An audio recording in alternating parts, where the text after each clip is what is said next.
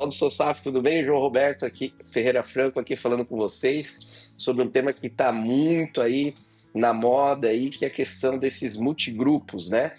Multigrupos que comandam times de futebol, vários times de futebol. O nome em inglês que se dá para esse tipo de negócio chama-se Multi-Club Ownership, né?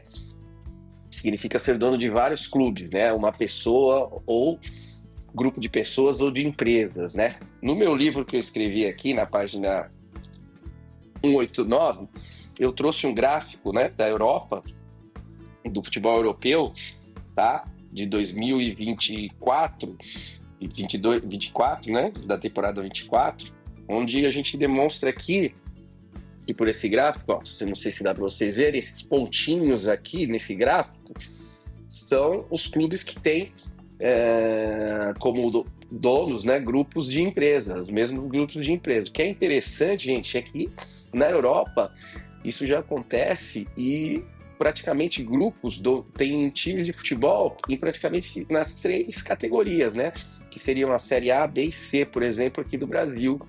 Então, o mesmo grupo tem um time na Série A, um time na Série B e um time na Série C, de praticamente todos os campeonatos europeus, né? Você imagina isso aqui daqui uns 5, 10 anos, como é que vai ficar essa questão lá, né? Times que são dominados, controlados pelo mesmo grupo, né?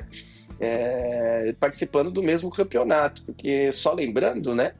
A SAF, ela é uma sociedade anônima, né? Uma sociedade por ações, e você tem as ações ali divididas entre os acionistas e tem os controladores, que são aqueles que têm a maioria das ações, não necessariamente 51%, mas a maioria.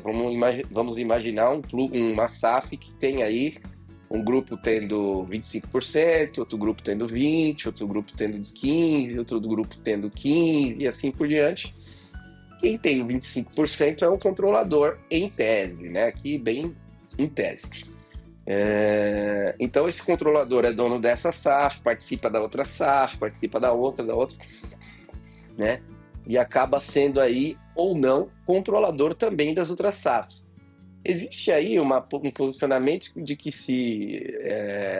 a pessoa não, se ele não for o controlador, qual o problema? Até a nossa legislação da SAF aqui autoriza que você participe de outra SAF aí até o limite aí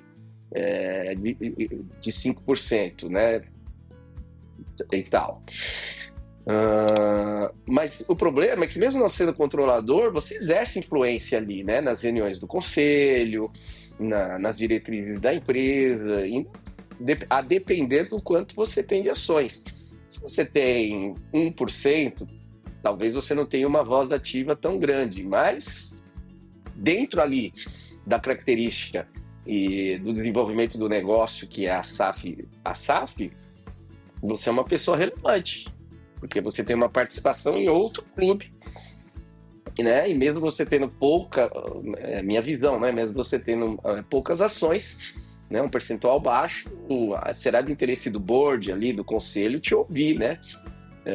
No sentido de que você tem interesse, sem esquecer do interesse econômico, e é um interesse onde todo mundo que participa de um negócio, né? O futebol é um negócio, não se esqueçam disso, tem um mercado, é um negócio, onde quem participa de negócios quer ter um resultado econômico e financeiro, né? Você imagina, é como você investir na Petrobras, investir no Banco do Brasil, no Bradesco, comprar ações de outras empresas, né? Da Microsoft e tal. Você quer que esses valores te deem retorno financeiro. Essa é a verdade, né? Então, o teu interesse também é econômico-financeiro. A gente sempre leva para o lado do futebol uma questão, vamos dizer assim, de paixão pessoal, que tem também, né? Eu acredito que no Brasil, muito difícil, não sei, estou aqui dizendo, hein? Mas muito difícil um corintiano investir, comprar ações do Palmeiras, e um palmeirense comprar ações do Corinthians e do Atlético, do Cruzeiro, Atlético e Cruzeiro, Flamengo e Vasco, Grêmio e Inter, e assim vai. Mas existe a questão econômica, né? Onde o interesse econômico pode vir a prevalecer nesses casos. E o que preocupa nessa questão de haver aí grupos controlando vários times de futebol, né? Ou participando da SAF de vários times de futebol, é o próprio futebol como negócio, né? Porque o que hoje deixa tão atrativo, por exemplo, o Campeonato Brasileiro, né, é a questão de que você tem você tem aí ainda uma lisura, né, uma independência, em tese, cada um está brigando para ser campeão, e a questão da competitividade. A competitividade, gente, é que torna um negócio lucrativo, o mercado de futebol, qualquer esporte.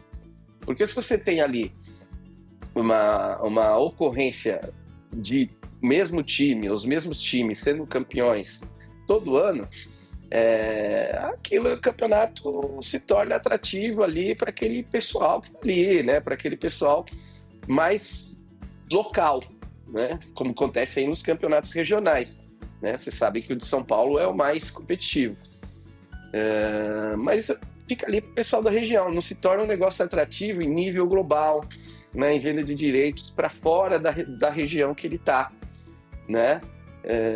Vejam aí que hoje, tirando aí as ligas americanas, a Premier League ela é o campeonato mais valioso do mundo. Por quê? Porque lá existe uma competitividade enorme, né? Entre os clubes que lá participam desse campeonato. E aqui no Brasil, a competitividade também é nosso forte em termos de campeonato brasileiro, em Liga Nacional, né? Que é o que a gente fala. Vejam os campeonatos americanos, a estrutura das franquias americanas, onde eles procuram fortalecer aqueles clubes que estão mais fracos, né?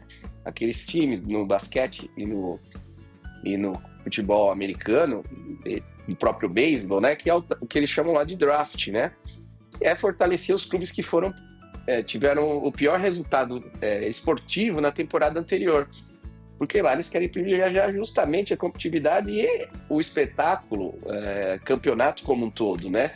Onde não exista já uma carta no baralho marcada, vamos dizer assim, que você tem ali 99% de chance de acertar que aquele time XYB é campeão. Só para vocês terem uma ideia, eu trouxe aqui também no meu livro uma relação dos clubes que foram campeões ao longo dos anos na Europa, né? Dos seus campeonatos locais, por exemplo. Vou pegar aqui o caso mais gritante, que é o da Alemanha. De todos os campeonatos alemães que já existiram, né, na Alemanha, o Bayern de Munique ganhou 33, o segundo colocado ganhou 9, né? O Borussia Dortmund ganhou 8. Então, quer dizer, é um campeonato que tem ali uma questão de não ter uma grande competitividade. E o multiclube pode ser uma porta para que isso aconteça também aqui no futebol brasileiro. A gente já tem no futebol brasileiro alguns clubes aí que tem aí a participação de alguns grupos econômicos nas suas SAFs, né? Não nos grandes, mas em clubes menores, em séries menores, né? Então a gente precisa ficar de olho nisso. E não existe um regulamento claro na lei, né? A FIFA aí tem alguns regramentos dela, mas a FIFA não é uma entidade legislativa, não é uma entidade, né? Não representa nenhum estado, ela só representa ali, ela dá pareceres, né, e regramentos para o futebol. Mas para a regulação de mercado, né, que aí você precisa de uma interferência do Estado, seja no Brasil, em todos os países, você precisa de uma legislação. Aqui no Brasil a gente tem a lei da concorrência, né, que aí está sobre o guarda-chuva do CAD fazer essa análise, né, do mercado e do mercado relevante, de se aquele grupo já tem participação no mercado relevante, porque aí a gente está falando de uma questão de concorrência, no meu ponto de vista, né?